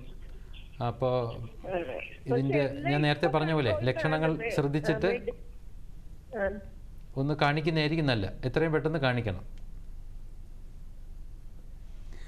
ഓക്കെ ശാരദാമ്മ, അപ്പോൾ ഡോക്ടർ പറഞ്ഞ പോലെ കാര്യങ്ങൾ ചെയ്യാനായിട്ട് ശ്രമിക്കുക. വിളിച്ചതിൽ സന്തോഷം. Thank you for calling. Okay, ഈ ഒബ്സ്ട്രക്റ്റീവ് സ്ലീപ്പ് അപ്നിയെക്കുറിച്ച് പറഞ്ഞല്ലോ, അത് നമ്മൾ എങ്ങനെയാണ് അതിനെക്കുറിച്ച് കണ്ടുപിടിക്കുന്നത്, എങ്ങനെയാണ്, എന്താണ് ഈ സ്ലീപ്പ് സ്റ്റഡി എന്നുകൊണ്ട് ഉദ്ദേശിക്കുന്നത്, അതിനെക്കുറിച്ചൊക്കെ നമുക്കൊന്ന് പറഞ്ഞു കൊടുക്കാം. അപ്പം ഞാൻ പറഞ്ഞ പോലെ നേരത്തെ ഈ രോഗലക്ഷണങ്ങളും വെച്ചിട്ട് നമ്മൾ വിശദമായി ഒന്ന് ചികിത്സിച്ചിട്ട് നമുക്കൊരു ചോദ്യാവലിയുണ്ട്. ആ ചോദ്യാവലി അനുസരിച്ച് നമുക്ക് സ്ലീപ്പ് അപ്നിയ അല്ലെങ്കിൽ ഉറക്കത്തിൽ വരുന്ന നിദ്രാശ്വസന രോഗമാണോ എന്ന് നമുക്ക് പ്രഡിക്റ്റ് ചെയ്യാൻ പറ്റും. അപ്പോൾ പ്രഡിക്റ്റ് ചെയ്ത് കഴിഞ്ഞാൽ നമ്മൾ ചാൻസ് ഉണ്ടോ ഇല്ലയെന്ന് ആദ്യം നോക്കും. നല്ല ചാൻസ്, നല്ല ഇത് ആവാനുള്ള സാധ്യത കൂടുതലുള്ളവർക്കാണ് നമ്മൾ ഈ സ്ലീപ്പ് സ്റ്റഡി ചെയ്യുന്നത്. സ്ലീപ്പ് സ്റ്റഡി എന്ന് പറഞ്ഞാൽ ഒരു നിർദ്ദിഷ്ട ലാബിൽ രോഗിയെടുത്ത് രാത്രി വരാൻ പറയും. രാത്രിയാണ് സാധാരണ ഈ സ്ലീപ്പ് സ്റ്റഡി ചെയ്യുന്നത്. അപ്പോൾ രോഗിയുടെ അടുത്ത് രാത്രി ഒരു കിടപ്പറ സമാനമായ ഒരു മുറിയിലാണ് ഈ ടെസ്റ്റ് ചെയ്യുന്നത്. രോഗിയുടെ ശരീരത്തിൽ നമ്മളൊരു 2-3 ബെൽറ്റ് കെട്ടും. ബെൽറ്റ് കെട്ടെന്ന് പറഞ്ഞാൽ നമ്മുടെ ശ്വസനത്തിൻ്റെ രീതി എങ്ങനെയാണെന്ന് നോക്കും. പിന്നെ രോഗിയുടെ ഓക്സിജൻ്റെ അളവ് ശരീരത്തിൽ കുറയുന്നുണ്ടോ ഇല്ലയെന്ന് ചെക്ക് ചെയ്യാനുള്ള, ഹൃദയമിടിപ്പ് നോക്കാൻ, രക്തസമ്മർദ്ദത്തിൻ്റെ വ്യാപ്തി എത്രയാണെന്ന് നോക്കാൻ. പിന്നെ ഇത് കൂടാതെ നമ്മൾ നമ്മുടെ മസ്തിഷ്കത്തിൻ്റെ പ്രവർത്തനം അറിയാം. മസ്തിഷ്കത്തിൻ്റെ വൈദ്യുതി തരംഗങ്ങൾ കണ്ടുപിടിക്കാനും EEG എന്ന് പറഞ്ഞൊരു മെഷീൻ നമ്മൾ ഉപയോഗിക്കാറുണ്ട്. അപ്പോൾ ഇത് വെച്ചിട്ട് എത്ര തീവ്രതയോടെയാണ് ഈ പുള്ളിക്ക് ഓക്സിജൻ്റെ അളവ് കുറയുന്നത്, എത്ര തവണ ശ്വാസോച്ഛ്വാസം നിന്ന് പോകുന്നുണ്ട്, അല്ലെങ്കിൽ എത്ര തവണ ഹൃദയമിടിപ്പിന് വ്യത്യാസം വരുന്നുണ്ട്, ആ തീവ്രത വെച്ച് നമുക്ക് ഇതിന് ആനുപാതികമായിട്ടുള്ള ചികിത്സ നൽകാൻ പറ്റും. അപ്പോൾ ഞാൻ പറഞ്ഞ പോലെ ഏറ്റവും കൂടിയ രീതിയിലുള്ള ഓക്സിജൻ്റെ അളവ് കുറയുന്നവർക്കോ അല്ലെങ്കിൽ ഉറക്കം നിരന്തരമായി ഇങ്ങനെ ഇൻറ്ററപ്റ്റഡ് ആവുന്നവർക്കാണ് ഈ CPAP എന്ന് പറഞ്ഞുള്ള മെഷീൻ നമ്മൾ കൊടുക്കാറുള്ളത്. അല്ലെങ്കിൽ ചിലവർക്ക് നമ്മൾ ഈ ഡയറ്റും ഇതും അല്ലാതെ ചില ഉപകരണങ്ങളുണ്ട്. നമ്മളിപ്പം ചിലവർക്ക് ഞാൻ പറഞ്ഞ നമ്മുടെ താടിയിലുള്ള ആകൃതിയിലുള്ള പ്രശ്നങ്ങൾ കാരണം ചിലവർക്ക് താടിയെല്ല് അകത്തോട്ടിരിക്കും. അപ്പം അകത്തോട്ടിരിക്കുന്ന പ്രശ്നം വരാം. അപ്പം നമ്മൾ ചിലവർക്ക് നാക്കിൻ്റെ വലിപ്പം വലുത് കൂടുതലാണ്, അല്ലെങ്കിൽ അണ്ണാക്കിൻ്റെ വലിപ്പം ഭയങ്കര കൂടുതൽ. അങ്ങനെയുള്ളവർക്ക് ചില ശസ്ത്രക്രിയകൾ മൂലം ഈ നാക്കിൻ്റെ സൈസ് കുറയ്ക്കാം, അല്ലെങ്കിൽ വളരെ നീണ്ടു കിടക്കുന്ന അണ്ണാക്കിൻ്റെ വ്യാപ്തി കുറയ്ക്കാൻ പറ്റും. അല്ലെങ്കിൽ താടിയെല്ല് ഫ്രണ്ടിലോട്ട് വെക്കുന്ന ചില ഉപകരണങ്ങൾ, അല്ലെങ്കിൽ ചില ശസ്ത്രക്രിയകൾ ഡെൻ്റൽ സർജൻ ചെയ്തു തരുന്നത്. ഇത് ചെയ്താലും ചിലവർക്ക് CPAP മെഷീൻ വെക്കാൻ ഭയങ്കര ബുദ്ധിമുട്ടാണ്. അങ്ങനെയുള്ളവർക്ക് നമ്മൾ ഈ കാരണങ്ങളും കൂടെ, ഈ ചികിത്സാ രീതികളും കൂടെ പറഞ്ഞു കൊടുക്കാം. ഓക്കെ, നമ്മളതിൻ്റെ പിക്ക് ഒന്ന് കാണിച്ചു കൊടുക്കാൻ തോന്നുന്നു അല്ലേ? അതെ. അപ്പോൾ ഞാൻ ജസ്റ്റ് കാണാൻ പറ്റുന്നുണ്ടോ എന്ന് അറിഞ്ഞൂടാ. അപ്പോൾ ഇതാണ് സാധാരണയായിട്ട് നമ്മൾ ശ്വാസം എടുക്കുന്ന. അപ്പോൾ ഇതാണ് മൂക്ക്, ഇത് ഇത് നമ്മളെ മൂക്കാണ്. വായിൽ മൂക്കിക്കുള്ളിലെ വായു പ്രവാഹം ഇങ്ങനെ കയറി നമ്മുടെ ശ്വാസക്കുഴലിലോട്ട് ശ്വാസനാളത്തിലോട്ട് പോകുന്നു. അപ്പോൾ ഒബ്സ്ട്രക്റ്റീവ് സ്ലീപ്പ് അപ്നിയ വരുന്നവർക്ക് എന്ത് പറ്റുമെന്ന് വെച്ചാൽ കാണാൻ പറ്റും തോന്നുന്നില്ലേ? അതെ, ഒബ്സ്ട്രക്റ്റീവ് സ്ലീപ്പ് അപ്നിയവർക്ക് ശ്വാസം എടുക്കുമ്പോൾ മൂക്കിലും വായിലൂടെ എത്തുന്നു. പക്ഷേ ഇവിടെ വന്നു കഴിയുമ്പോൾ നാക്കിൻ്റെ വലുപ്പം കാരണമോ അല്ലെങ്കിൽ അണ്ണാക്ക് താഴെ വരുന്നതുകൊണ്ടോ അല്ലെങ്കിൽ ഇവിടെ കൊഴുപ്പ് കൂടുതലുള്ളതുകൊണ്ടോ ഈ ശ്വാസനാളം അടഞ്ഞു പോകുന്നു. അപ്പം രാത്രി കിടക്കുമ്പോൾ ഉടനെ നേരത്തെ ശാരദ പറഞ്ഞ പോലെ 2 മിനിറ്റിനുള്ളിൽ ഇതങ്ങ് അടഞ്ഞു പോകുന്നു. അപ്പോൾ കൂർക്കം വലി കേൾക്കണം. അപ്പോൾ ഈ അടയുന്നത് മൂലമുള്ള സ്പന്ദനങ്ങളെയാണ് നമ്മൾ ഈ കൂർക്കം വലിയായിട്ട് പറയുന്നത്. കൂർക്കം വലിയുടെ ശബ്ദം കൂടുന്തോറും ഇതിൻ്റെ അടവ് കൂടുന്നുണ്ട്, ആനുപാതികമായി കൂടുന്നു എന്നാണ് നമ്മൾ മനസ്സിലാക്കുന്നത്. അതുകൊണ്ട് ഈ മെഷീൻ വെക്കുന്നത് മൂലം എന്ത് പറ്റുന്നു, മെഷീൻ നമ്മളിവിടെ വെക്കുന്നത് മൂലം ഒരു പ്രത്യേക മർദ്ദത്തിലുള്ള വായു ഇതിൻ്റെ അകത്തൂടെ ചെന്ന് ഈ അടഞ്ഞു പോകുന്ന ശ്വാസനാളത്തിനെ തുറന്നു വെക്കും. അപ്പോൾ ഇവർക്ക് വീണ്ടും ഈ കൂർക്കം വലി വരികയില്ല. എന്നാൽ ഓക്സിജൻ്റെ അളവ് കുറയുകയില്ല. ഞാൻ ഈ പറഞ്ഞ പ്രശ്നങ്ങളിൽ നിന്ന് ഒരുപാട് വ്യത്യാസം വരികയും ചെയ്യും. ഈ മൂക്കിലെ വളവിനെ കുറിച്ച് നമ്മളൊന്ന് പറഞ്ഞു കൊടുക്കാൻ തോന്നുന്നു. ദിശ വളരുന്നതിനെ കുറിച്ച് നമ്മൾ പറഞ്ഞു. മൂക്കിലെ വളവ് മാത്രം കാരണം കൂർക്കം വലി വരാറില്ല. രണ്ട് മൂക്കിലെയും ചത അല്ലെ ദശ പോലെ വളരുകയും പിന്നെ അഡിനോയിഡ് ഗ്രന്ഥി വീക്കോ അല്ലെങ്കിൽ ടോൺസിൽ വളരെ വലുതായിട്ടിരിക്കുമ്പോഴാണ് ഈ ഞാൻ പറഞ്ഞ പോലെ ഈ കൂർക്കം വലി മൂക്കിൻ്റെ പ്രശ്നം കാരണമുള്ള കൂർക്കം വലി വരുന്നത്. അതിന് ചികിത്സ വളരെ എളുപ്പമാണ്. ഞാൻ പറഞ്ഞ പോലെ ദശ ചുരുങ്ങാനുള്ള മരുന്നും ഈ ഒരുപാട് സെപ്റ്റം നമ്മുടെ മൂക്കിൻ്റെ കാർട്ടിലേജ് എന്ന് പറയുന്ന സെപ്റ്റം ഒരുപാട് വളഞ്ഞിരിക്കുകയാണെങ്കിൽ അത് ശരിയാക്കുന്നതുകൊണ്ട് അതിന് സർജറി തന്നെയായിരിക്കും. വളവിന് ഏറ്റവും നല്ല സർജറി തന്നെയായിരിക്കും. പക്ഷേ എല്ലാവർക്കും ഒരു ചെറിയ നേരിയ രീതിയിലുള്ള മൂക്കിൽ വളവ് കാണാറുണ്ട്. ഭയങ്കരമായിട്ട് വളഞ്ഞിരിക്കുന്നവർക്ക് മാത്രമാണ് നമ്മൾ ഈ സർജറി തന്നെ നിർദ്ദേശിക്കാറുള്ളത്. ഈ പാരമ്പര്യമായിട്ട് നമുക്ക് ഇതിനെ കണക്ട് ചെയ്യാൻ പറ്റുമോ കൂർക്കം വലി എന്ന് പറയുമ്പോൾ? ചിലവരുടെ നമ്മളിങ്ങനെ പരിശോധനയിൽ നിന്നും നമ്മളിങ്ങനെ ചോദിക്കുന്നതിൽ നിന്നും മനസ്സിലാകുന്ന ചില കുടുംബങ്ങളിൽ തന്നെ വണ്ണം ഒരു പ്രത്യേക കാരണമാവാം. വണ്ണമല്ലാതെ മെലിഞ്ഞ ആൾക്കാരും കൂർക്കം വലി അതൊരു കാരണമാണ്. ഞാൻ പറഞ്ഞ പോലെ ചിലവർക്ക് ഇവിടെയുള്ള വിസ്തീർണോ ഈ ശ്വാസനാളത്തിലുള്ള പ്രശ്നം അല്ലെങ്കിൽ ഈ മസ്തിഷ്കത്തിലുള്ള ചിലവർക്കുള്ള പ്രശ്നം, ചിലവർക്ക് പേശികളിലുള്ള അസുഖം, പേശികളുടെ ബലക്കുറവ് കാരണം നമ്മുടെ ശരീരത്തിലുള്ള എല്ലാ പേശികൾക്കും ബലക്കുറവ് ഉള്ളവർക്കോ അല്ലെങ്കിൽ ചില ഡൗൺ സിൻഡ്രോം പോലെ ചില വ്യക്തികൾക്കോ അല്ലെങ്കിൽ മസ്തിഷ്കത്തിൻ്റെ പ്രശ്നം നമ്മൾ ചില കുഞ്ഞു കുട്ടികൾക്ക് വളരെ ചുരുക്കം ചിലവർക്ക് കാണുന്ന ഒരു അസുഖമാണ് ഓൺലൈൻ കേഴ്സ് എന്ന് പറയുന്നൊരു അസുഖം. ഓൺലൈൻ കേഴ്സ് എന്ന് പറഞ്ഞാൽ ഈ കുഞ്ഞ് എണീച്ചിരുന്ന ഒരു കുഴപ്പമില്ല, ഉറങ്ങിക്കഴിഞ്ഞാൽ അപ്പം ശ്വാസം അടഞ്ഞു പോകും. അത് വളരെ ചുരുക്കം ആളുകൾക്കാണ് വരുന്നത്. അപ്പോൾ അങ്ങനെ മസ്തിഷ്കത്തിൻ്റെ തരംഗങ്ങളിലുള്ള പ്രവർത്തനക്കുറവ് കാരണം ശ്വാസനാളം പെട്ടെന്ന് അടഞ്ഞു പോകുന്ന അവർക്കും ഇങ്ങനെ അതാണ് ചിലവർക്ക് മെലിഞ്ഞവർക്കും നമ്മുടെ സ്ലീപ്പ് അപ്നിയ വരുമെന്ന് പറയുന്നത്. ഈ ന്യൂറോ സംബന്ധമായിട്ട് ഈ പറഞ്ഞ പോലെ കൂർക്കം വലി വരാറുണ്ടോ? അതെ. ഈ സ്ലീപ്പ് അപ്നിയ, ഈ നിദ്ര ശ്വസന രോഗം കാരണം പക്ഷാഘാതം വരാം. അങ്ങനെ വരാം. പക്ഷാഘാതം കാരണവും തിരിച്ചും മറിച്ചും വരാം. കാരണം ഞാൻ പറഞ്ഞ പോലെ ഓക്സിജന്റെ അളവ് നിരന്തരമായി ഇടയ്ക്കിടയ്ക്ക് കുറയുന്നത് മൂലം മസ്തിഷ്കത്തിൻ്റെ ഓക്സിജൻ്റെ അളവ് കുറയുന്നു, മസ്തിഷ്കത്തിൻ്റെ പ്രവർത്തനം തന്നെ കുറയുന്നു. അപ്പോൾ ഇത് നിരന്തരമായി ഒരുപാട് നാളിങ്ങനെ നിൽക്കുമ്പോൾ മസ്തിഷ്കത്തിൻ്റെ ചില ന്യൂറോൺസ് കേടുപാട് സംഭവിക്കുകയും നമ്മുടെ ശ്വാസോച്ഛ്വാസത്തിനെ നിർബാധം നയിക്കുന്ന സെൻറ്ററുകളുണ്ട് മസ്തിഷ്കത്തിൽ, അതിന് കേടുവരികയാണെങ്കിലും ഇങ്ങനെ സ്ലീപ്പ് അപ്നിയയിലോട്ട് പോകുക. അതുപോലെ ഈ സ്ലീപ്പിംഗ് പിൽസ് എടുക്കുന്നത് നമ്മൾ ഡോക്ടേഴ്സ് പലരും പറയാറുണ്ട് അങ്ങനെ എടുക്കരുത്, നമ്മൾ സ്വയമേധ ഉറങ്ങണമെന്ന് നിർദ്ദേശിക്കാറുണ്ടെങ്കിലും ചില സാഹചര്യങ്ങളിലൊക്കെ ഗുരുതരമായിട്ടുള്ള ആരോഗ്യ പ്രശ്നങ്ങളുള്ളവർക്കൊക്കെ ഈ സ്ലീപ്പിംഗ് പിൽസ് നിഷ്കർഷിക്കാറുണ്ട്. അത് എടുക്കുന്നത് കൊണ്ട് ഈ കൂർക്കം വലിയിലേക്ക് വഴിവെക്കാറുണ്ടോ? സ്ലീപ്പിംഗ് പിൽസ് മാത്രം കൊണ്ട് വരാറില്ല. ഡോക്ടർ പറഞ്ഞ കൃത്യമായ അളവിൽ സ്ലീപ്പിംഗ് പിൽസ് എടുത്താൽ പ്രശ്നമില്ല. പക്ഷേ ചില ശ്വാസകോശ രോഗികളായ COPD, ആസ്മ എന്നുള്ളവർക്ക് ഉറക്കമില്ലായ്മ വരികയും മെഡിക്കൽ സ്റ്റോറിൽ നിന്ന് ചെന്ന് വെറുതെ പറഞ്ഞു വാങ്ങിച്ച് ഉറക്കത്തിനുള്ള ഗുളികൾ വാങ്ങിക്കുകയാണെങ്കിൽ ഒരു ഡോക്ടറിൻ്റെ നിർദ്ദേശപ്രകാരം അല്ലാതെ ഈ മരുന്നുകൾ വാങ്ങിച്ചു കഴിഞ്ഞാൽ ചിലപ്പോൾ ഞാൻ ഈ പറഞ്ഞ പോലെ പേശികൾ അടഞ്ഞു പോവുകയും ഉറക്കത്തിൽ ഇങ്ങനത്തെ നിദ്രാശ്വസന രോഗം വരാനുള്ള സാധ്യത വളരെ കൂടുതലാണ്. ഓക്കെ, നമുക്ക് അടുത്ത കോൾ എടുക്കാം ഡോക്ടർ. ഹലോ, സാമൂഹ്യ പാഠമാണ്. ഹലോ, പേര് പറയാമോ? കണ്ണൂരിൽ നിന്ന് വിളിക്കുന്ന 65 വയസ്സുള്ള മധ്യവയസ്കയാണ്. പേരെങ്ങനെയാ? ഓക്കെ, ചോദിച്ചോളൂ, എന്താന്ന് വെച്ചാൽ പറഞ്ഞോളൂ.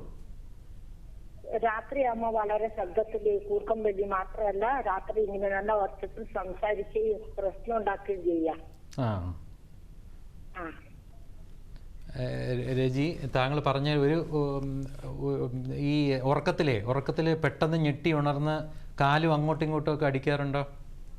ഇല്ല, അങ്ങനെയൊന്നും ചെയ്യില്ല. വളരെ ശബ്ദത്തിൽ സംസാരിക്കുകയും അതുപോലെ തന്നെ പല്ല് മുറുക്കി ഇങ്ങനെ കടിച്ചുകൊണ്ടിരിക്കാറുണ്ടോ? ഇല്ല. ഇതൊരു പ്രത്യേക നിദ്ര ശ്വസന രോഗമല്ല.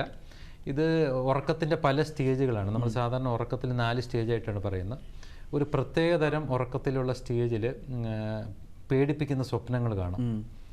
അല്ലെങ്കിൽ പെട്ടെന്ന് ചിലവർ പറയും ഉറക്കത്തിൽ ചിലവർക്ക് ഓർമ്മ കാണില്ല. ചിലവർ പറയും ഉറക്കത്തിൽ ഇങ്ങനെ നായ കടിക്കാൻ വരുന്നു, നായയെ ഓട്ടിക്കാൻ വേണ്ടി ഞാനിങ്ങനെ കല്ലെറിയുന്നു. അപ്പോൾ ഈ കല്ലെറിയുന്നതിന് പകരം കാലിട്ടൊരു ചവിട്ടായിരിക്കും. അപ്പം കൂടെയുള്ള പാർട്ട്ണറിനായിരിക്കും ചവിട്ട് കിട്ടുന്നത്. അപ്പം അതും ഒരു ഉറക്കത്തിൽ വരുന്നൊരു വൈകല്യമാണ്. ഞാൻ പറയുന്ന ഒരു ന്യൂറോളജിസ്റ്റിനെ കാണിക്കുന്നതായിരിക്കും നല്ലത്.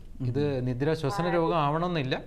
ചിലവർക്ക് നിദ്രാശ്വസന രോഗത്തിൻ്റെ ഭാഗമായിട്ട് ഇങ്ങനെ വരാം. ചിലവർ പല്ല് കടിക്കും, മുറുക്കെ പല്ലിങ്ങനെ കടിച്ചുകൊണ്ടിരിക്കും. അങ്ങനെ പല്ലിന് കേട് വന്നിട്ട് ഡെന്റിസ്റ്റിനെ കാണിക്കേണ്ടി വരും. ചിലവർ സംസാരിച്ചുകൊണ്ടിരിക്കും. സംസാരിക്കുന്നത് ദിവസം നടന്ന സംഭവങ്ങളായിരിക്കും ചിലപ്പോൾ കണക്ട് ചെയ്ത് സംസാരിക്കും. ചിലവർ ഉറക്കത്തിൽ, നമ്മൾ പറയല്ലോ, ഉറക്കത്തിൽ എണീച്ച് നടക്കുന്നു. ഇതൊക്കെ ചില പ്രത്യേക റെം സ്ലീപ്പ് അല്ലെങ്കിൽ ഉറക്കത്തിലുള്ള ചില സ്റ്റേജുകൾ, പ്രത്യേക സ്റ്റേജുകളിൽ വരുന്ന വ്യതിയാനങ്ങൾ കാരണമാണ്. അതിനൊരു ന്യൂറോളജിസ്റ്റിനെ കാണിക്കുകയോ ഈ സ്ലീപ്പ് സ്റ്റഡി ചെയ്തിട്ട് ഏത് സ്ഥലത്താണ് പ്രശ്നം വരുന്നതെന്ന് കണ്ടുപിടിച്ച് അതിന് കൃത്യമായ ചികിത്സ ചെയ്താൽ അതിൽ വ്യത്യാസം വരുമോ?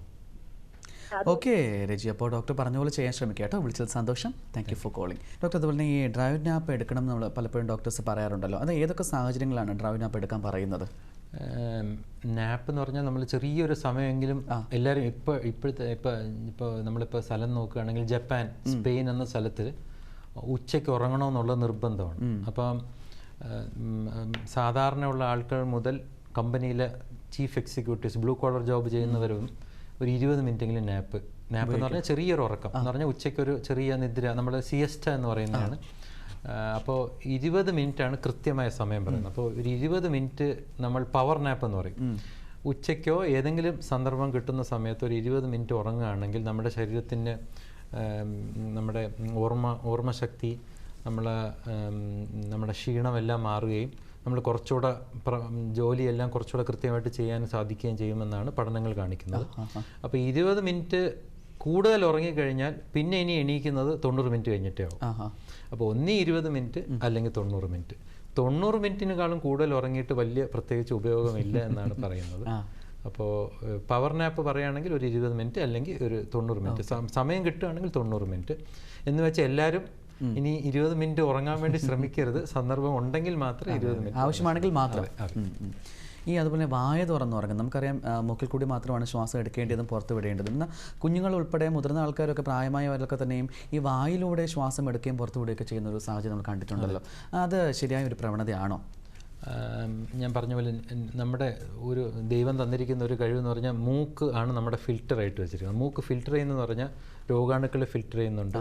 പല അന്തരീക്ഷത്തിലുള്ള പുകപടലങ്ങൾ, അന്തരീക്ഷത്തിലുള്ള പുക, അങ്ങനത്തെ പല സാധനങ്ങളും ഫിൽറ്റർ ചെയ്ത് ക്ലീൻ ചെയ്ത് ഹ്യൂമിഡിഫൈ ചെയ്യുന്ന ഒരു താപനില, കറക്റ്റ് താപനിലയിൽ ശ്വാസത്തിനെ അകത്തോട്ട് കൊണ്ടുപോകുന്നൊരു അവയവമാണ് മൂക്ക്.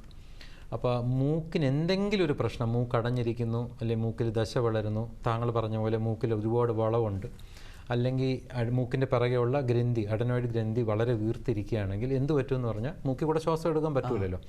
അപ്പോൾ ഇനി ആകെയുള്ള രീതി എന്ന് പറഞ്ഞാൽ വായിക്കൂടെ ശ്വാസം എടുക്കുക. അപ്പോൾ നിരന്തരമായി വായിക്കൂടെ ശ്വാസം എടുക്കുന്നത് എന്ത് പറ്റുമെന്ന് പറഞ്ഞാൽ ഞാൻ ഈ പറഞ്ഞ കാര്യങ്ങളെല്ലാം നേരെ ശ്വാസക്കുഴലിലോട്ട് പോവുകയാണ്. അപ്പോൾ ശ്വാസക്കുഴൽ നിരന്തരമായി ഈ താപനിലയിൽ വ്യത്യാസം വരുന്ന പോലെ തണുത്ത കാറ്റ് നേരെ അങ്ങ് പോകുന്നു. സാധാരണ തണുത്ത കാറ്റ് നമ്മുടെ മൂക്കിലൂടെ പോയി കഴിഞ്ഞാൽ അത് 37 ഡിഗ്രി സെൽഷ്യസിലാക്കിയിട്ടാണ് അകത്ത് പോകുന്നത്. ഇത് തണുത്ത കാറ്റ് നേരെ പോകുന്നു, ചൂട് കാറ്റ് നേരെ പോകുന്നു, പുകപടലങ്ങൾ നേരെ പോകുന്നു. അപ്പോൾ ശ്വാസകോശത്തിന് നിരന്തരമായ ഒരു ഇൻഫെക്ഷൻ വരാനുള്ള, രോഗാണുക്കൾ വരാനുള്ള സാധ്യത, ന്യൂമോണിയ വരാനുള്ള സാധ്യത, കഫക്കെട്ട് വരാനുള്ള സാധ്യത വളരെ കൂടുതലാണ്.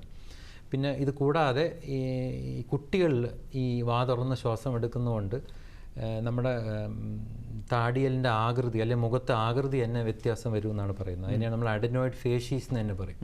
അപ്പോൾ അത് കൃത്യമായിട്ട് കണ്ടുപിടിച്ച് ഇത് ചികിത്സിച്ചില്ലെങ്കിൽ ഒരുപാട് വൈകല്യങ്ങളായിട്ട്, പിന്നെ ഈ പ്രായമാവുന്നതോ വൈകല്യങ്ങളും പിന്നെ ഊർജ്ജക്കുറവും മെമ്മറി പ്രോബ്ലംസും ഒക്കെ ആയിട്ട് വരാൻ സാധ്യതയുണ്ട് അല്ലേ? ഈ മറ്റു രോഗങ്ങൾക്ക് മരുന്നെടുക്കുന്നവരിൽ ഇത്തരത്തിൽ കൂർക്കമ്പലി വരാൻ സാധ്യതയുണ്ട്. ഇപ്പോൾ ഗുരുതരമായ കിഡ്നി ഡിസീസോ അല്ലെങ്കിൽ ഹാർട്ട് ഡിസീസോ ന്യൂറോ സംബന്ധമായിട്ടുള്ള മരുന്നെടുക്കുന്നവരിൽ ഇത്തരത്തിലുള്ള കൂർക്കമ്പലി വരാൻ സാധ്യതയുണ്ട്. ഈ താങ്കൾ പറഞ്ഞ കിഡ്നി ഡിസീസ്, ഹാർട്ടിൻ്റെ അസുഖമുള്ളവർ, ഹൃദയത്തിൻ്റെ അസുഖമുള്ളവർ, ഹൃദയ ഫെയിലിയർ, ഹാർട്ട് ഫെയിലിയർ എന്ന് പറയുന്ന അസുഖങ്ങളിലൊക്കെ സ്ലീപ്പ് അപ്നിയ വരാൻ വളരെ സാധ്യത കൂടുതലാണ്. കാരണം ഒന്ന്, ഇവരുടെ എല്ലാം നീര്, നമ്മൾ സാധാരണ പോകുന്ന നമ്മുടെ ശരീരത്തിലെ നീര് കുറച്ച് കൂടുതലാണ്. നമ്മൾ കിടക്കുമ്പോൾ കാലിൽ നീരും എല്ലാം കൂടെ നമ്മുടെ ശ്വാസനാളത്തിന് ചുറ്റും വരുന്നു. അപ്പോൾ ഇവർക്ക് നിദ്രാശ്വസന രോഗം വരാനുള്ള സാധ്യത വളരെ കൂടുതലാണ്. അപ്പോൾ അതിൻ്റെ കോംപ്ലിക്കേഷൻ വരാനുള്ള സാധ്യതയും കൂടുതലാണ്. അപ്പോൾ ഹൃദയാഘാതം അല്ലെങ്കിൽ ഹൃദയത്തിന് ഫെയിലിയർ ഉള്ളവർക്ക്, നീരുള്ളവർക്ക് രക്തസമ്മർദ്ദം കൂടാനുള്ള സാധ്യത കൂടുതലാണ്. പക്ഷാഘാതം വരാനുള്ള സാധ്യത കൂടുതലാണ്. വണ്ണം കൂടുതൽ വരാനുള്ള സാധ്യത കൂടുതലാണ്. അതെല്ലാം ഇൻ്റർ കണക്റ്റഡ് ആണ്. Okay okay okay. ഈ ഭക്ഷണക്രമത്തിൽ എന്തെങ്കിലും കാര്യമായിട്ടുള്ള മാറ്റങ്ങൾ വരുത്തേണ്ടതുണ്ടോ? ഭക്ഷണക്രമത്തിൽ നേരത്തെ ഒരു പ്രേക്ഷകൻ പറഞ്ഞ പോലെ ചോറിൻ്റെ അളവ്, കാർബോഹൈഡ്രേറ്റിൻ്റെ അളവ് കുറയ്ക്കുക, പ്രോട്ടീൻ കൂട്ടുക, നമ്മൾ പേശികളുടെ ശക്തി കൂട്ടുന്നതും കൂടാതെ സ്വീറ്റ്സ് ഒരു പ്രധാന കാരണമാണ്. നമ്മൾ വെറുതെ സ്വീറ്റ്സ് കഴിക്കുക, ഒന്ന് നമ്മുടെ രക്തത്തിലുള്ള പഞ്ചസാരയുടെ അളവ് കൂട്ടുന്നതിന് കൂടാതെ നമ്മുടെ കേരളത്തിൽ തന്നെ ഇപ്പോൾ നോക്കുകയാണെങ്കിൽ ഡയബറ്റീസ് വളരെ കൂടുതലാണ്. ഏറ്റവും കൂടുതൽ ഭാരതത്തിൽ ഡയബറ്റീസ് ഉള്ള സ്ഥലം എന്ന് പറയുന്നത് കേരളമാണ്. അപ്പം നമ്മൾ രക്തത്തിലുള്ള ഷുഗറിൻ്റെ അളവ് വളരെ കൂടുതലിരിക്കുകയാണെങ്കിൽ 60% മുതൽ 80% ഒബ്സ്ട്രക്റ്റീവ് സ്ലീപ്പ് അപ്നിയ കാണാൻ സാധ്യത ഉണ്ടെന്നാണ് പഠനങ്ങൾ കാണിക്കുന്നത്. അപ്പോൾ ഇതെല്ലാം എനിക്ക് തോന്നുന്നു കണക്റ്റഡ് ആയിട്ടാണ് നിൽക്കുന്നത്. അപ്പോൾ താങ്കൾ പറഞ്ഞ പോലെ ഭക്ഷണക്രമം, പിന്നെ വ്യായാമം, ഒരു 30 മിനിറ്റെങ്കിലും ദിവസം, ഒരു 5 ദിവസത്തിൽ, അപ്പോൾ ഒരു 150 മിനിറ്റ് ആഴ്ചയിൽ നടക്കണം. അത് ചെയ്താൽ തന്നെ നമ്മുടെ പ്രസരിപ്പും ഊർജ്ജവും ശരിയാവും.